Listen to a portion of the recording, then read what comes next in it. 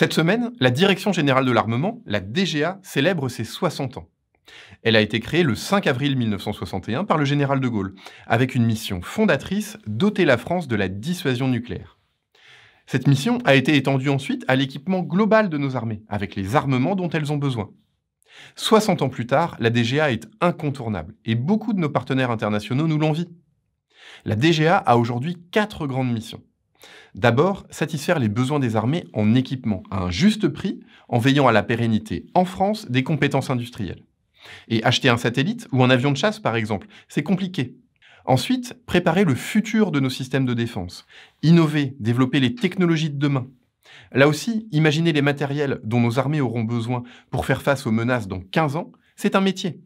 Troisième mission, promouvoir la coopération européenne dans le domaine de l'armement, pour favoriser l'interopérabilité entre nos armées et partager les coûts.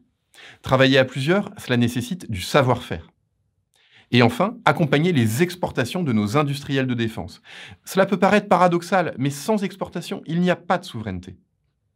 Aujourd'hui, la Direction générale de l'armement, c'est 10 000 personnes, ingénieurs, techniciens, ouvriers, personnel administratif, civils et militaires, qui ont choisi de mettre leur excellence technique au service de l'État et de la défense de notre pays.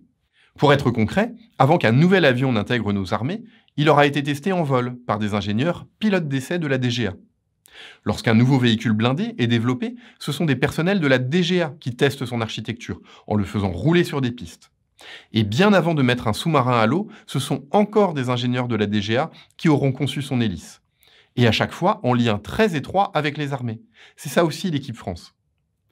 Récemment, la DGA a eu une contribution très visible pour tous les Français. Elle a testé des milliers d'échantillons de masques grand public pour identifier ceux qui avaient la meilleure capacité de filtration et dont nous nous servons au quotidien. Bon anniversaire à la DGA.